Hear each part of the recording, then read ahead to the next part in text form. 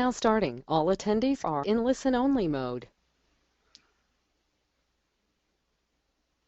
Welcome to the final webinar for Let's Learn This Together for June 2015 at Embroidery Central. I want to thank everybody for participating. My name is Kirsten Swanson. I'm here with Darren Anderson. And we're here to wrap things up, and also tonight we're going to do the drawing for the free upgrade to Embroidery StitchArtist. Okay, Darren, first of all, I don't think anybody's presenting yet. You want my screen on? Okay. Oops. All right. It's 1 second. It's coming. Okay, there you go. Okay, great.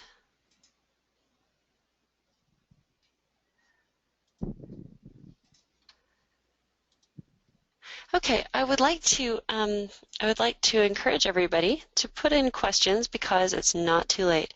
The educational aspect of this program is going to continue. There are lots of folks actually who are time shifting and so are not actually at their last day tonight, and that's okay. We're going to continue answering questions on our website through videos and emails and through the forum and the gallery. So I want to encourage everybody to keep participating in that. And so you can send us more questions here in the webinar, also by email or in the forums. Additionally, for those who do take us up on that offer and participate, at the end of June, we're going to do another drawing, and that is for a prize of a 32 color set of Hemingworth thread. So let me show you the Hemingworth thread in case you're not familiar with it. This is what it looks like. It has this neat little cap on the top that keeps your thread safe from deterioration that it would otherwise encounter from the sunlight and the air and dampness, whatever. And it also has this little stopper in the top of the cap, which I find really handy because I can pull the thread through into the stopper and stop it up, and I don't have to find the end of my thread. It's just right there underneath the stopper. So that is the prize, a 32 set of these for participating, and we'll do a drawing for that at the end of June, so you still have time. Okay, Kirsten, I've got one participant who can't see the screen. Okay. So I just want to find out from others if you're able to see the picture. A lot of times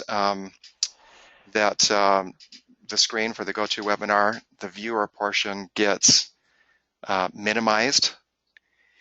And so you're looking for this little blue flower that's at the bottom of your screen. Click on that and see if that expands it. If it does, you should see the thread that I was just talking about on your screen.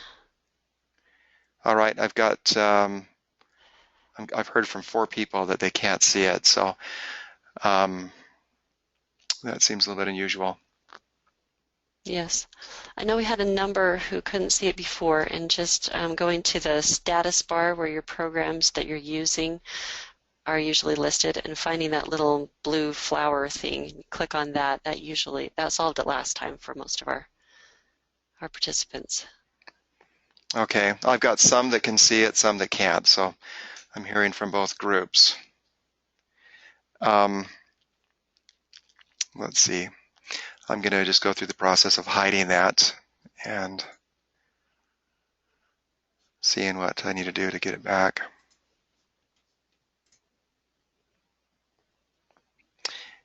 Yeah, for me, I just click on the blue flower. I know some have tried that and that's not working for them. Okay, let's see. I wonder what else we can do.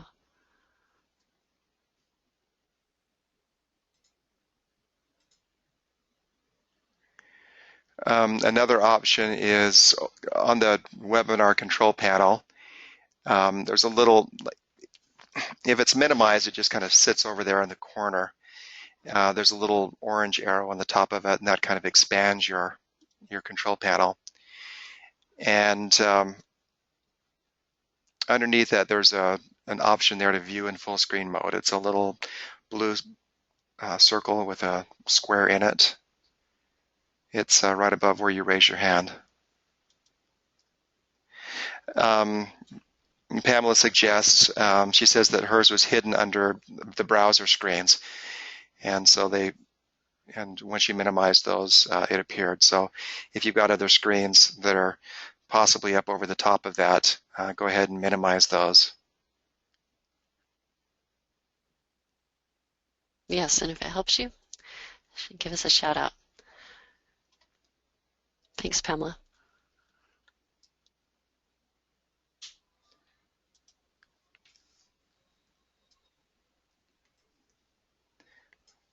Let's see. I'm going to go and I'm going to switch to one of my screens here, and then switch back here.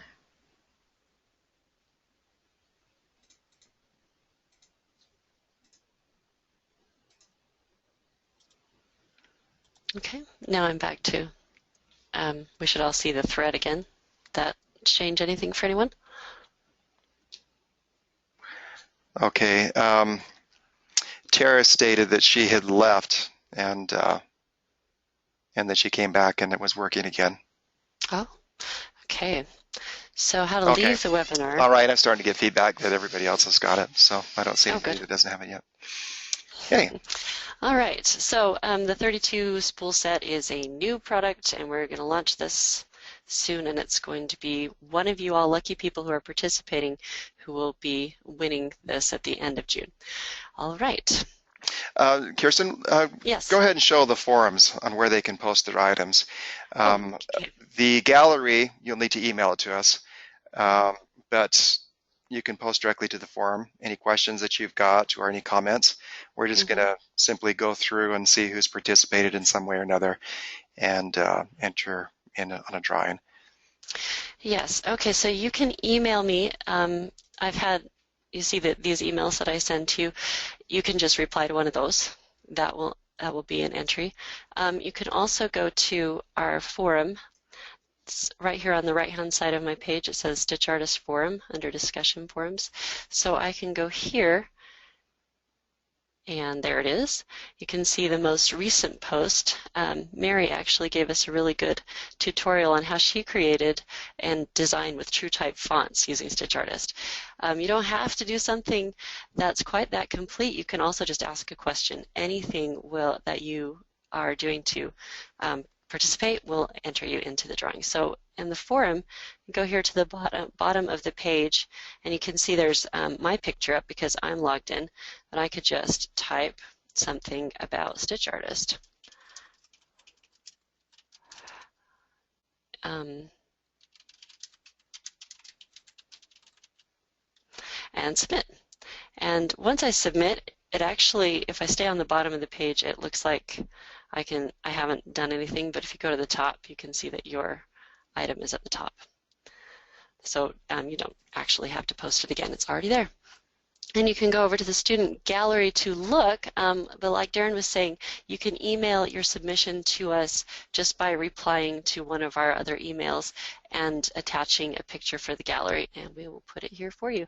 Our gallery has a number of fun things in it. This is an example of the fun design made by TrueType fonts.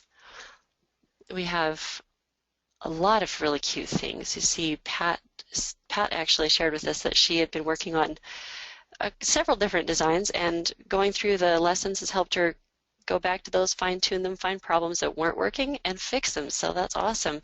And Pamela created this pretty thing for her hair lock of a grandchild, and Janine and her granddaughter worked on this blanket and pillow set.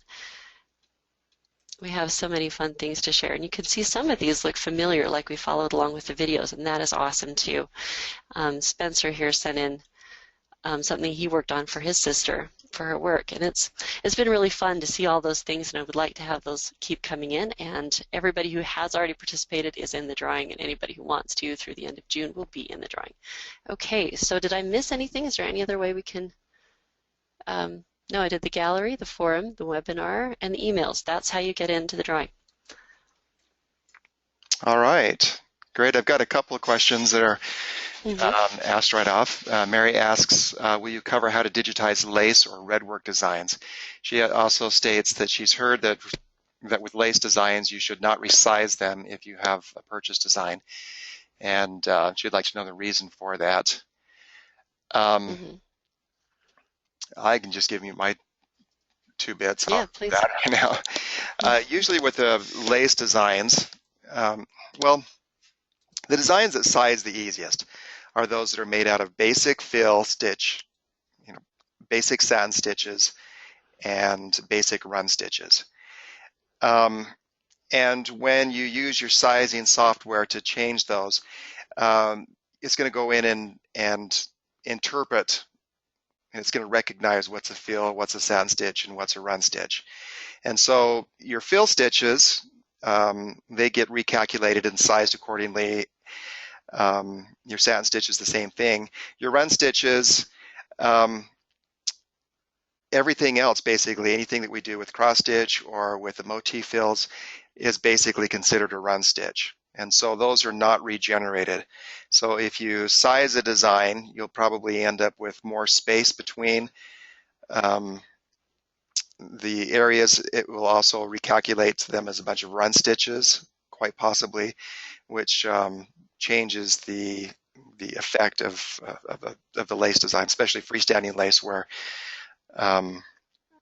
they put stitches in specifically to tie it off and to remain substantive once you wash away the solvay. Right, so they're freestanding and not fall apart. Yeah, and I've never digitized a freestanding lace design, but it's my understanding that you've got to go through certain tie-offs, otherwise you'll end up with a big mess once you wash away the... That is something I would like to explore, freestanding lace. I can't teach it yet, but I'm interested in learning about that. From my reading in our manual, it really looks to me like they've simplified it quite a bit with StitchArtist compared to how I was given to understand that digitizers had to design these. So yeah, I'm looking forward to that. Any questions that we're getting here tonight that we can't answer very well or that we're really interested in getting more for you, we're going to continue creating videos about StitchArtist and how to use and make use of it. So thank you for that question. You got another one there, Darren? Yeah, Mary also had sent in a question. She says, I'd like to digitize designs that contain Zentangles or similar to redwork or blackwork. Can you explain why underlay is not necessary for these designs? And I'm going to I had to go to Google Images and look up Zentangles. I would have too. Yeah. That's a new one to me. So I'm going to just show what those are here. 1 second. Okay.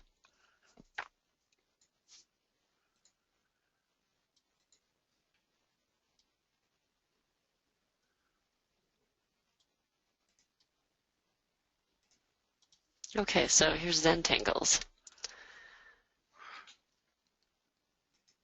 Don't see it yet. There we go. Oh, how fun! Like line drawings, and they're like those trick of the eye pictures, right? Yes. Like what's his name? MC Escher. But really, some fancy stuff here. It's almost like motif fills, but they're of course far more. I bet you could kind of mimic it with motif fills. Yeah, some of them you could, I imagine. Some of them it would be a little bit challenging, I think. Or motif runs. Yeah. So the question was, why would you not need underlay on those? Or for that matter, why not on a motif fill? And there's a couple reasons for it. First of all, the underlay, it serves the purpose to kind of keep the stitches up out of the fabric. One disadvantage with the underlay is going to be that the underlay will show through if the top stitching is not dense enough. The underlay also supports the fabric on traditional fills where the stitches are going back and forth.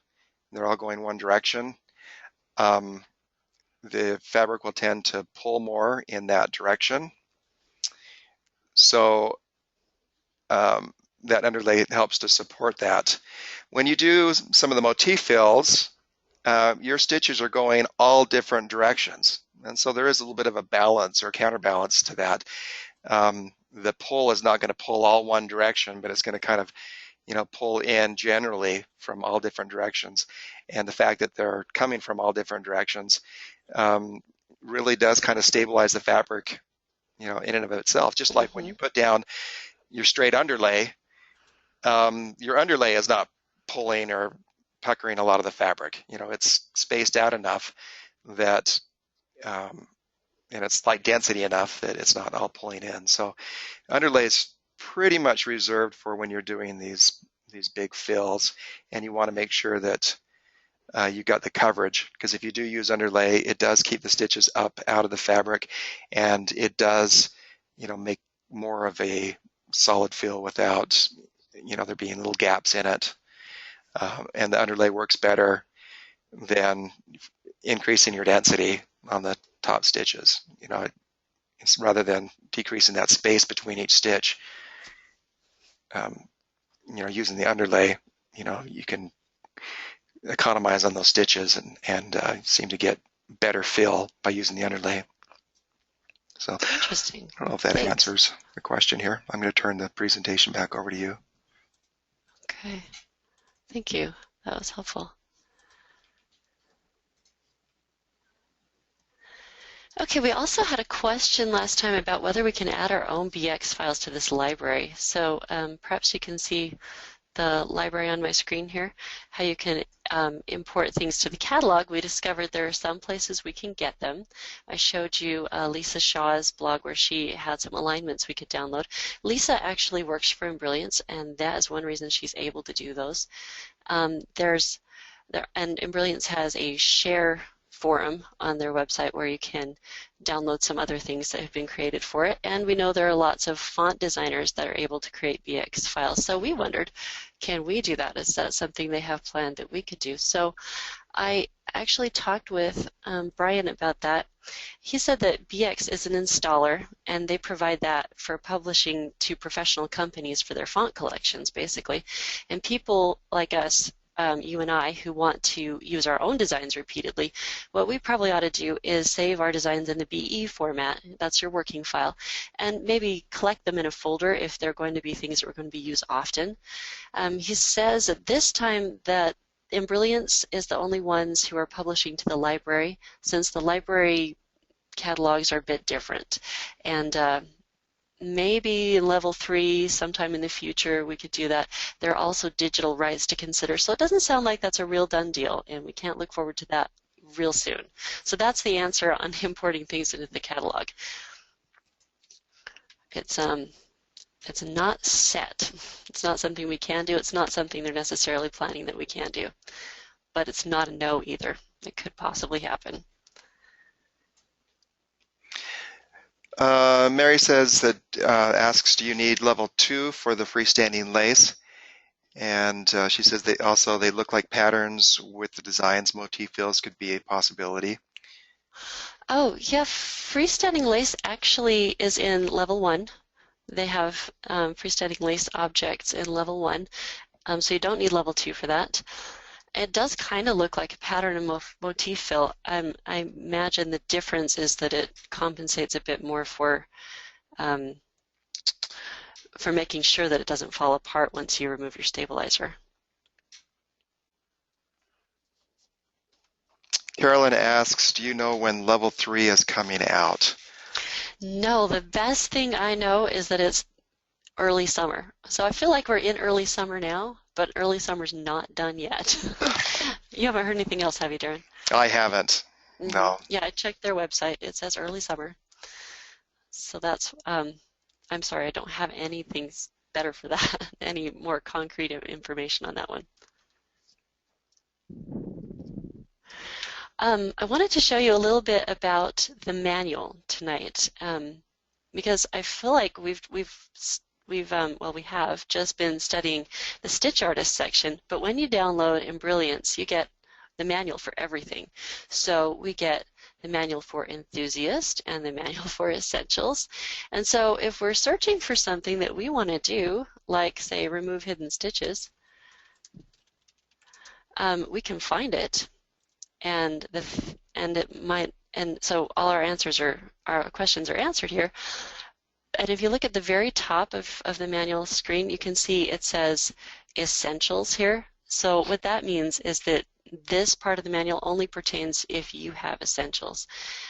If you don't have Essentials, then this doesn't pertain. So those of us who are just using StitchArtist, we wouldn't be able to use this. However, I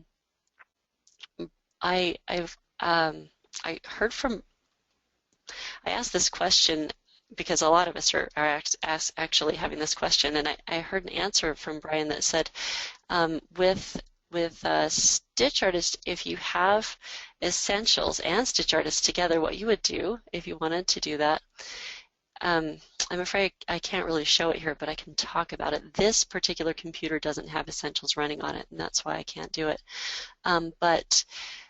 So what you would do is you would create a design. And I'm going to make a fill here.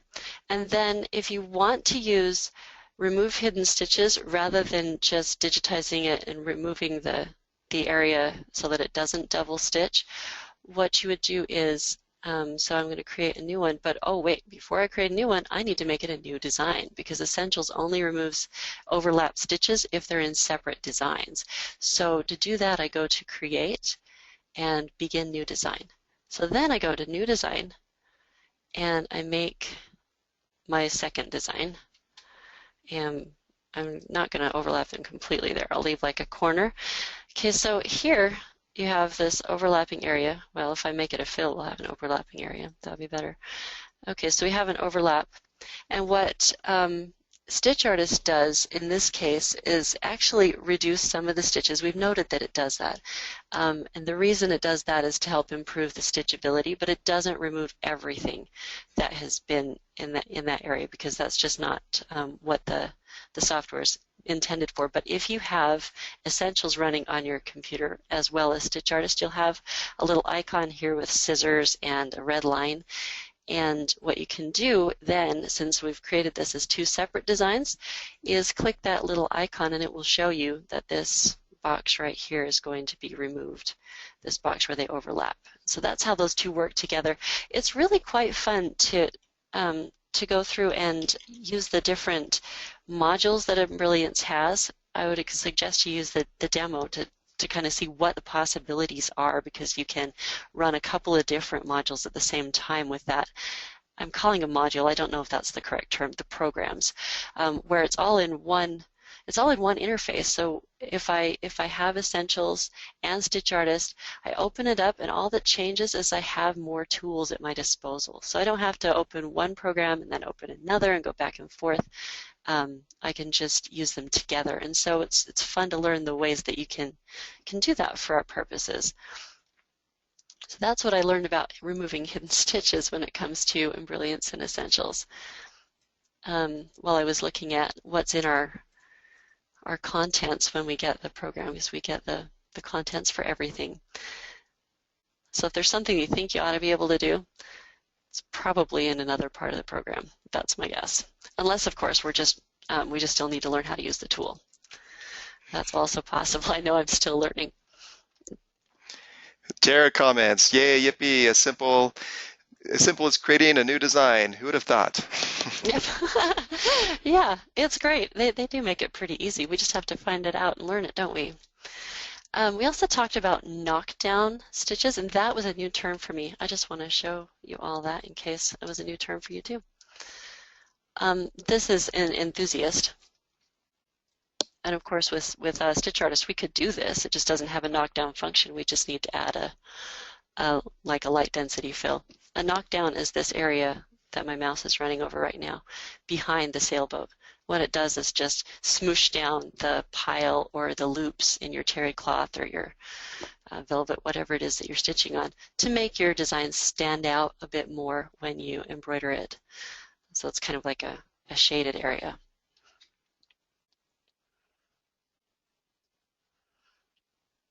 And that is That's an enthusiast. So we add that to StitchArtist, and then we can do that as well.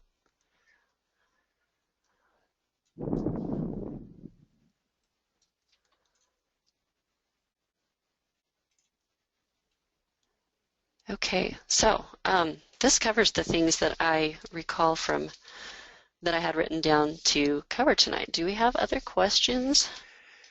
Oh, I know. We did have one. Okay. But go ahead, Darren. Yeah, Carolyn asks, I want to digitize a palm tree. Would the leaves be done with feathering stitches? I think you probably could do that. Do you have StitchArtist 2 or 1? Because I know with StitchArtist 2 we have more feathering than we do with 1. So let's see if I draw, like, pretend this is a palm leaf and just the general idea of a palm leaf, right? Because it's clearly not. And then go in and add a fill to it. I just made it a run, didn't I? Can I convert this to a fill? I should be able to if I figure out how to do it. There we go. Fill, and then remind me, is feathering, it's not on fills, it's on columns. Yeah, you have to, it's on a satin stitch only. Okay. Okay, so I'm going to change that to satin and go to feather it. Ooh, we could fringe it. Oh, but fringe is a different beast altogether. I remember that. It's kind of like creating terry cloth loops with your embroidery. It's a fun thing. Where's my... I know it's here. I don't know where it is.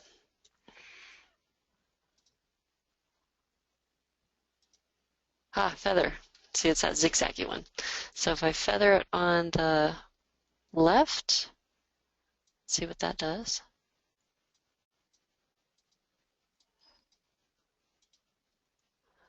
You've got you've got a really long stitch here. I mean, it's, yeah, I have. I made it kind of wide. I don't know if I would want to do that on a palm leaf, except I could divide it down the middle to make a center vein, so I had 2 stitches. I mean, two long satins, right? I know that my preference is just to go back and forth and put the points in. You know, I just make a jagged edge on it. So it's an interesting thought. You know, the feathering works best when it's over the top of another fill or something, and you kind of feather 2 colors into each other, kind of blend them a bit. Yeah, I could see how that would work better. That would work really well to kind of blend them together, because you can see it kind of gives it a soft edge with the feather. Okay. Also, I know we had one question from one of our participants who was going to do an applique, and she wondered about putting stitches over the applique fabric. If there's any particular trick to that or something she needs to consider about doing that. And from what I know, I don't think there is. I think what you just need to do is put the applique first and then make sure that the stitches you want to put over it are in the sequence later in the design so that they go over it. And depending what kind of look you're after, do satins or run stitches. Depending if you're going for a more cartoony look, I might do satins over it. If you were going for a more natural, like wrinkly fabric look, I might put in some light fills or even run stitches. Or motif fills. You could kind of add detail to fabric that doesn't have details with motif fills there. Is that something you want to chime in on, Darren?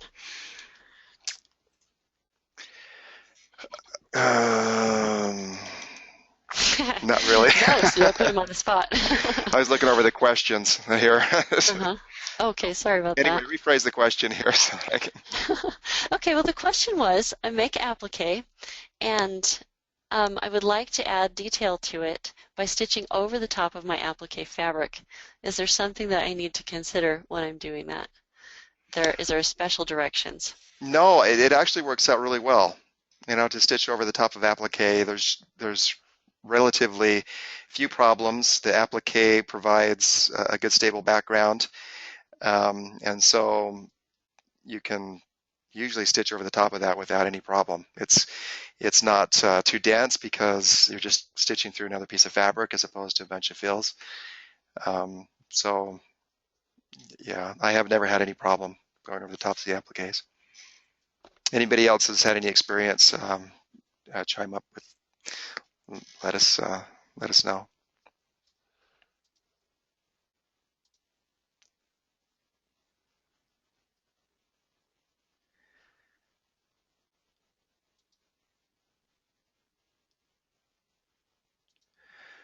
Okay, Mary commented, you're right, Kirsten, I found the answer in a John Deere YouTube tutorial. He just added the run stitch over the applique. Oh, awesome. And Lori asks, do you know how to create a lettering template to make subway art? Lettering template to make subway art. Okay, I'm not familiar with subway art, I'm afraid. When I think of subway art, I think of all the graffiti that's along the subway. Is that? Don't know. That may not be the case now they've cleaned things up a bit, but let's just have a look here. A lettering template. Oh, is that like these? Tell me if that's what this is. These word cloud type of art. Is that what you're talking about?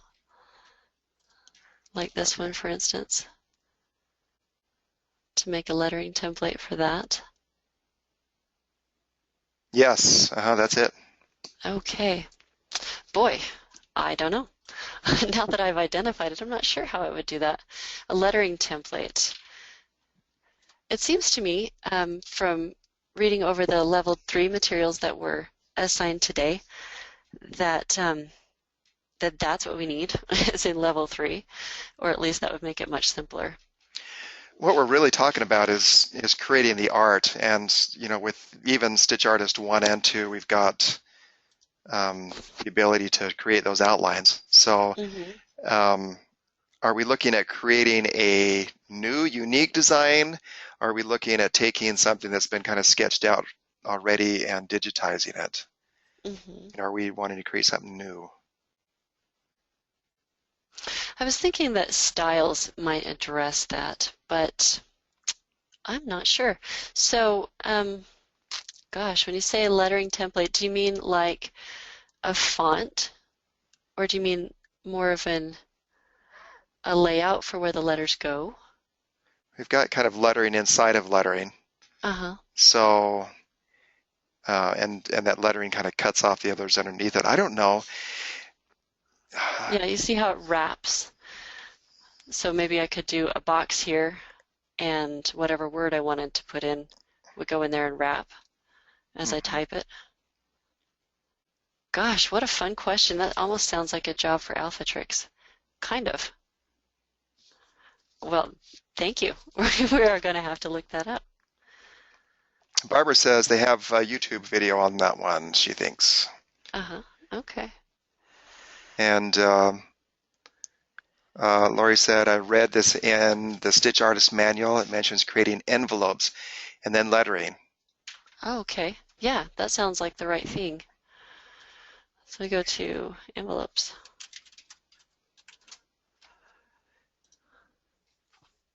Oh, that does look like it, doesn't it? Yeah, so we can, yeah, I know a way we can do this. So we would go in and we would use where we import the lettering instead of having the font digitized. So go over to the true types. Okay. And let's do Arial black, which is a really thick one. There you go. Pick that. Okay. And then put in like love or something like that. All capital letters. How's that? Flowers. Okay. All right, and then expand that. Okay, so I'm going to make it bigger? Yeah, I was thinking of something really short because we're going to actually put lettering inside of that. Oh, okay. Well, let me change it then. Just erase that. Oh, and someone did ask me if undo works in this like it does in Essentials. Yes, it does undo and redo. I use that all the time, so I know. I thought I had that caps locked. Yep, no. One more time. So Cynthia said if the words are separate, you can go back and change the words Mm-hmm. and then save it as a working file. Okay. So we could take Good that. idea. And so at this point, we're going to, like inside the V, for example, we can take and create something in an envelope, like 2 words down the side. Like you could put, another word inside of that. So let's put like friend, type in the word friend. Mm-hmm. I'm not sure how to use envelopes though. Am I taking this in the right order or not? I'm not sure. Okay. And then just kind of move and rotate that and stick that inside the letters. Sure, we can do that. Oops. I edited my E by accident. So Okay. we're kind of creating our own art. Mm-hmm. That's one way to kind of hack it, huh? And then the ones on the inside, we could put, create holes, and so that goes inside of it, so we can kind of stitch so on if I it. do Or these together, combine holes, and then if I put a fill on it, I don't know. It's a little bit complicated. I don't know. There's lots of little holes in there. They have to be kind of big, but that's how I'd go about at least sticking letters inside of letters. Just use the art side of it. Some of them you'll digitize, some you won't. Like we may, I don't know. Where is my envelope? Oh, it's under lettering. So it's in Alphatrix, right? Okay. So regarding holes, Mary says, regarding holes, I read in the manual that there are some designs that you cannot create a hole. I haven't noticed that. I have noticed that. I was trying to do a true type letter B. I've been actually working on that for a while. Wondering how I could make this work for a nice satin column. And I found the problem is I want to break across points right here and here to make it into a column. But I'm looking at it wrong. I see I've got 2 different objects, and it doesn't let me break across points between 2 different objects. It's only one object that you're supposed to do that. So I think I'm on the cusp of understanding why you can't create combine holes on certain things.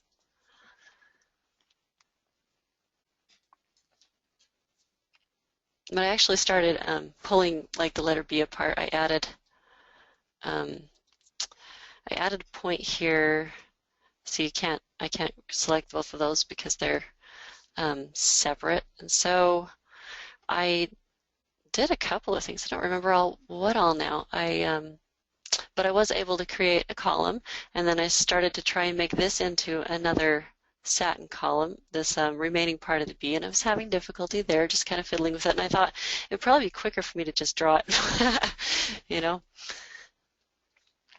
Yeah, you can use this, point-to-point column up here. I wish I could highlight it. Anyways, this ladder tool here? Yeah, and that's what I found is that sometimes it's easier just if you get a real good knack of putting points in, you can get to where you just put them in so quickly, as opposed to trying to figure out how to break something else down.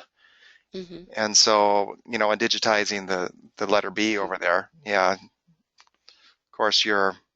Oh, that's really bad, but I can move those points. But you can use that other B as a template. So you could just trace over the top of that other B, and get rid of the other one before. So you use that as an artwork. Right. Right. Oops.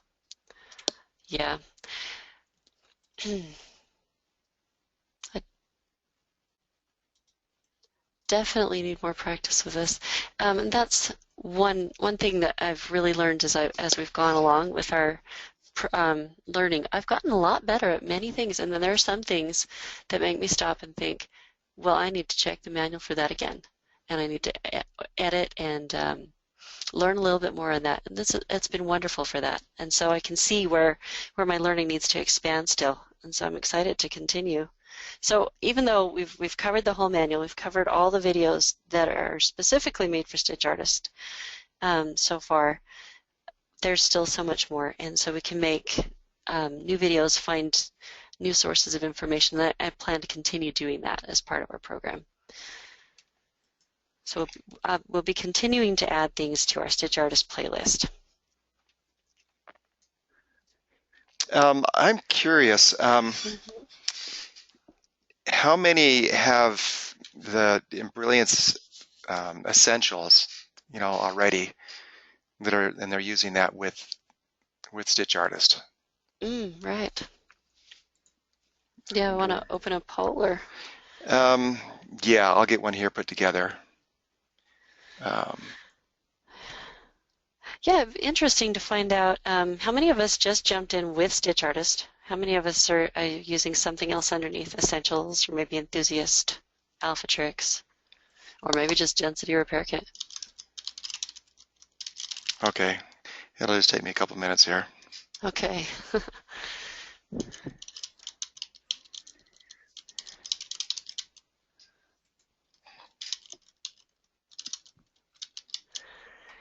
Meantime, I wonder what else we can address. Oh, let me show you what I decided for my project. I wanted to work with something fairly simple. This is something for my daughter. So this is the project that I decided I was going to be invested in and create for my learning in StitchArtist. So I've used some motif runs and some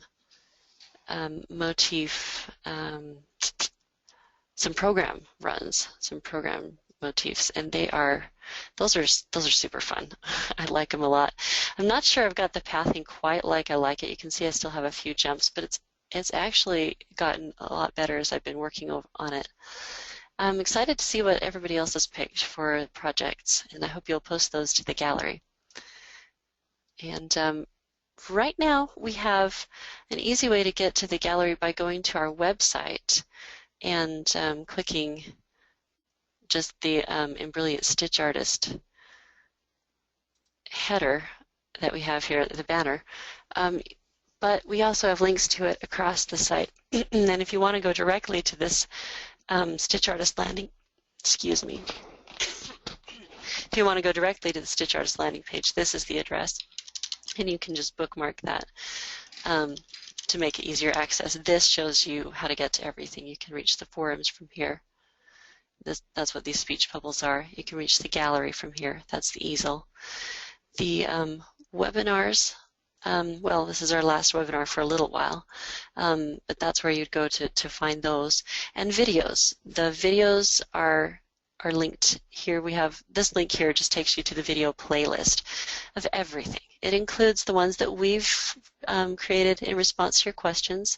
It includes the videos that Embrilliance has made. It includes videos that other people have made as they've been working with StitchArtist and learning how to use it. And it also includes all of our webinars. So if you missed one and want to repeat it, or if there's something you heard and wanted to look at, you can go there and repeat the webinar in case that's something useful to you.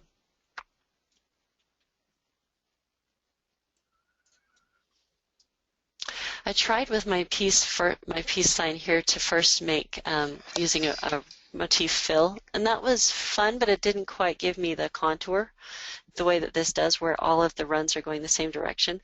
And so that's why I opted to go with the motif runs, which are here. I used this one here, the motif run, and I used the program motif for the thicker ones. The motif run is what you see, these little X's around the outside edges of the shape. And then I went with French knots, I think, on these motifs. Let's have a look. Cross stitch 1. Oh, and oh, that's not the one I'm trying to show you. This is what I mean. Yeah, it's a French knot. I've got French knots on these to make it look like stars. What I was trying to kind of duplicate was the look of using jewels without using jewels, and that's why I went with these little circles that are kind of dense. And then if I went with a shimmery silver, maybe even a metallic, it would kind of approximate that look. And she's happy with it. She likes what I came up with, so bonus, and I feel like I accomplished something. And I want to thank you all for your participation and pushing toward that. That's really nice. That's cute. Here, I'll Thank launch you. this poll. Okay, here comes the poll. I don't have enough items to get all of the Embroidery products, but I've got some of the main ones. Okay, great. So these are products that you own or use.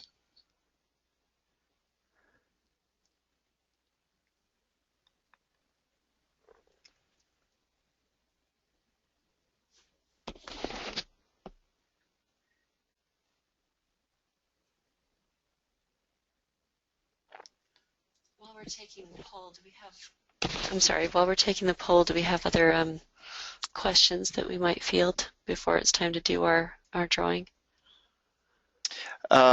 Mary asks, what are our roles with Embroidery Central? Roles? Our roles. Oh. How do we fit into Embroidery Central? Oh, our roles. Yeah, Great. I'm the owner, and I spend most of my time actually doing web development to do the embroidery.com website. Mm-hmm. Yeah, he began digitizing, if I can tell everybody that. Yeah, sure.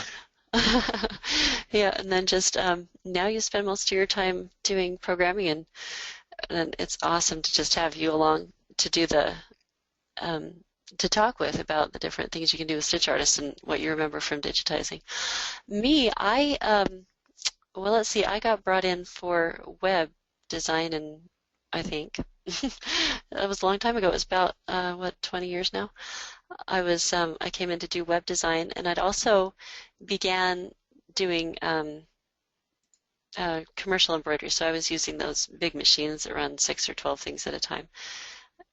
Oh, but before that I was clipping threads for those machines. Okay, so then I was using those machines, and right now what I do is I work from home most of the time, and I stitch things out mostly for fun or for Embroidery Central, and I work on education mostly for Embroidery Central at this point, where I create videos or emails to help people learn about the things that we offer, as well as like StitchArtist trying to learn products and how to use the products that we have. Thanks for that question. That's fun. Tara asks, where do I learn more about the theory behind digitizing? Oh, there's a number of good ones. I think I might suggest John Deere's classes, wouldn't you, Darren? Yeah, he's got some excellent classes.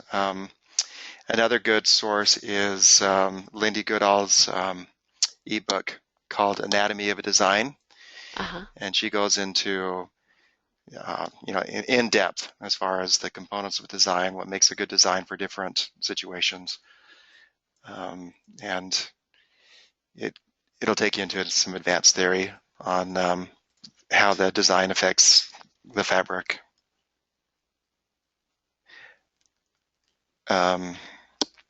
So let's see. Anatomy of Design. You can purchase it from Lindy's site. It's Lindy G Embroidery, and we also have it on embroidery.com. If you just search for Anatomy of a Design. I'll show it to you. So I just did a search for Anatomy of a Design. Let's see how well my search works. There it is. There is the ebook. And what's this other one? Is it also the same ebook? Oh, it's a video.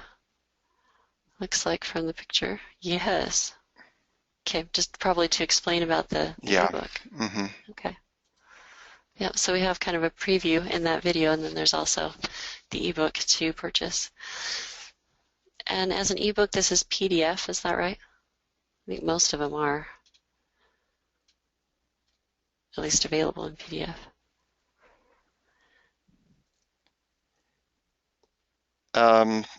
Let's see. Patricia states that John Deere also has a non-specific DVD class. So, As well as non-specific, he's got specific to StitchArtist. So if that's of interest, that would be a good place to head. yeah, The non-specific, it can go in theory. So yeah, if you're into theory, it really doesn't matter. yeah, and he's got a lot of experience, digitized a wide variety of designs, as well as Lindy. Tiara said that she's seen the Lindy Goodall ebook, wasn't sure if it was worth it. Yeah, it's totally worth it. I mean, for what you can get for $40. It's got some videos, it's got some sample stitch outs, things that you can do.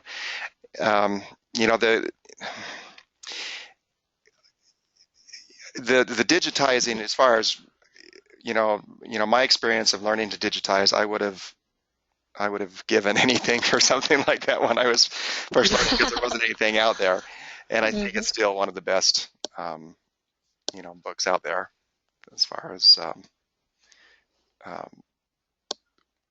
how long you can go on stitches, how you can make sure that you've got the right density, how you can stitch or compensate for different fabrics. So this is another question that we've had, and I've been trying to collect information on. Somebody asked, are there normal things for settings, like the density settings? Is there something normal that we can just put in so that it might work across a range of different fabrics and different situations, so that I don't have to worry about knowing exactly what I'm going to stitch it on when I'm digitizing it, when I'm creating a design? Yeah, and that's a good question. The default settings for StitchArtist are what you would consider normal, but you vary from that quite a bit. So, for example, if I digitize a regular fill, it's going to put in my, I'm going to get a solid fill. It's going to put my underlay in so that I get the proper amount of coverage.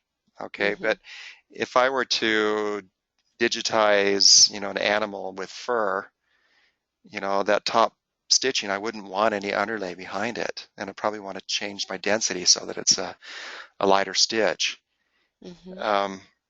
And then if I'm going to be doing, red work or something like that, I don't want underlay behind it. So you, yeah, if you're digitizing the same kinds of designs on this, then yeah, you can just use those defaults to get your basic coverage.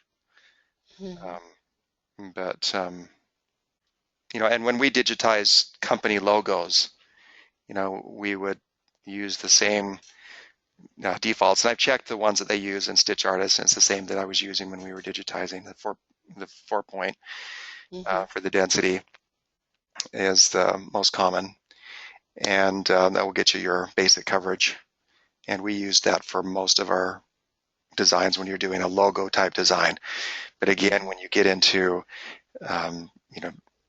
detail or putting stitches over stitches because you've got to get the detail, you don't necessarily want to have the thick coverage anymore underneath it, especially if you're doing an animal or something like that. So Great, I wish there were an easier answer on that. The answer is yes, kind of depends. As far as the pull compensation, the best way to compensate for that really is to overlap the edges, so that if it drifts a little bit or if there's some pull, that you've got it covered. Like we were showing in the last webinar, if you missed that, you might want to go in and view that one. Darren did a good demonstration of just digitizing something and talked about pull compensations and push compensation along the way. I've got a question here from Caroline. She says, how do you do very tiny lettering under 1/2 inch to keep it from knotting on the back? The real key for that is that your column width and your holes are at least 1 millimeter. If you ever digitize a satin stitch that's underneath the millimeter in width, then, well, let's talk about the satin stitches and then I'll talk about the holes. The satin stitch width itself, if you go underneath that, you'll get inconsistent results. It'll either expand to be 1 millimeter, or you'll end up pulling through some of the bobbin, or it will sink into the fabric. So we never, we would never digitize a satin stitch under that when we were doing professional designs. If the customer sent us a design that required that, we would call them back and say there's a problem with it. We need to, expand the lettering, make the text larger, or change the font. The best, most versatile font is just the Helvetica or the Arial bold. That's where your holes are about the same width as your satin stitch. Now, if you've got holes that are too small, they'll just close in. You've got so this A would look more like a triangle with a notch at the bottom. Yeah. If you go to a stitch that's just 1 millimeter, that's really thin, you probably don't want to go double underlay. If you're doing a 5 or 4 or 5 millimeters and you use the underlay and it does the travel along the sides, that works great. But if you get down to where you're about 1 millimeter, if you put in double underlay, you're going to have some of those stitches poking out of the side just because there's just too many stitches for a small area. So you wouldn't want to have the zigzag and the parallel and the edge run all running together on something really small. I usually don't do zigzag until I'm at least 4 millimeters.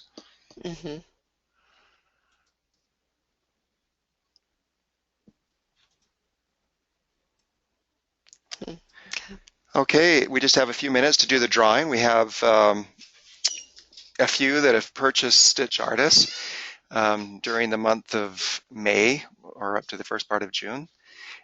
So I have sent out a number to those. If you have purchased it, or if you feel that I overlooked you and you didn't get the email, please let me know so I can make sure that you've got that.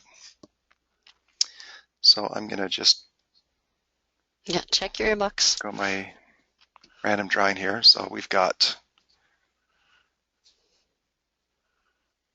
a total of 6, and I'm going to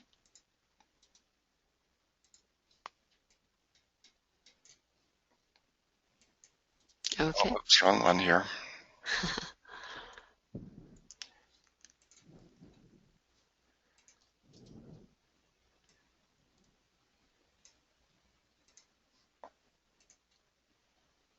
Okay, now we're all in such suspense.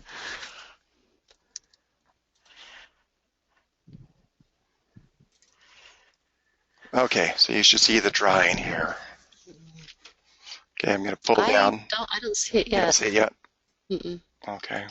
I still have my, well, let me minimize just to make sure I've got everything out.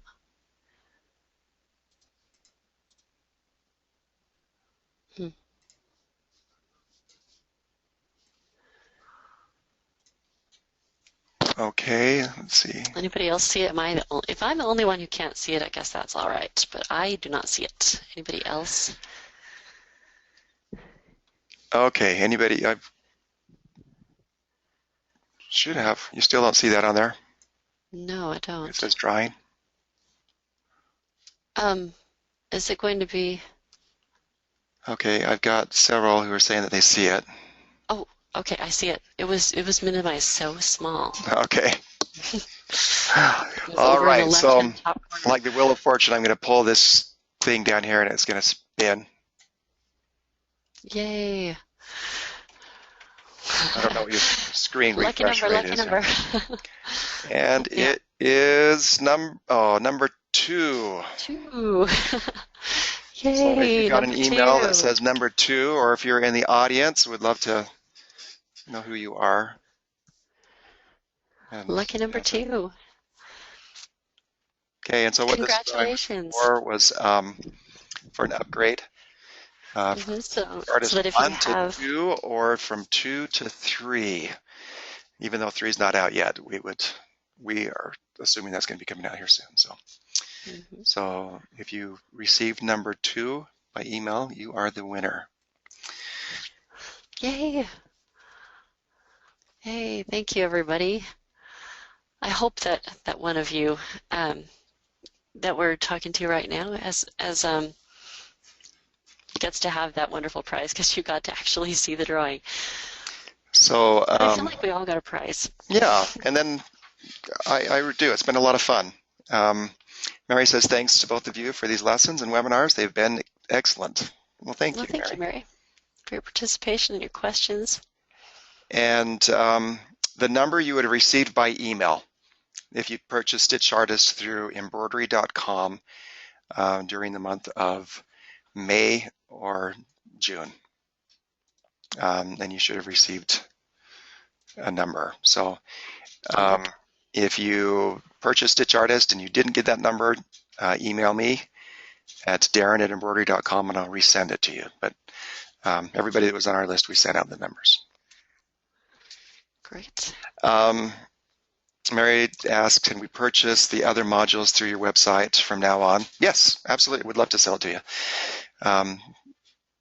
Yes, I want to just let you know we do have the full 90-day guarantee, and you get full support from Embrilliance as well when you purchase through us, as well as our support. Yeah, it's a very well supported product. So there's the forums that's on the Embrilliance website, and they're answered.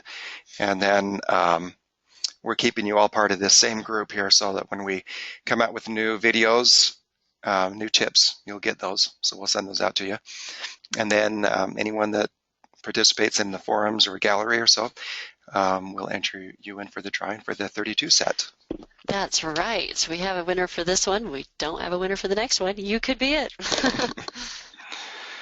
Okay. Or it could be you. I don't think either of those are correct. Thank you very much. I think it's the end of the hour, right?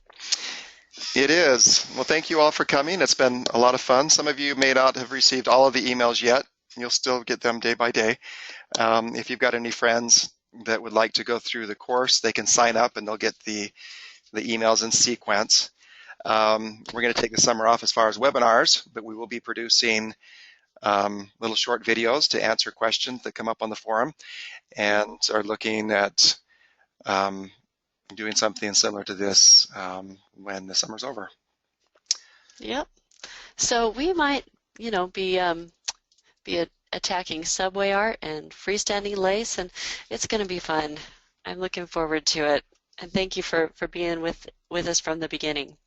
And have a good night. Okay. Good night, everybody.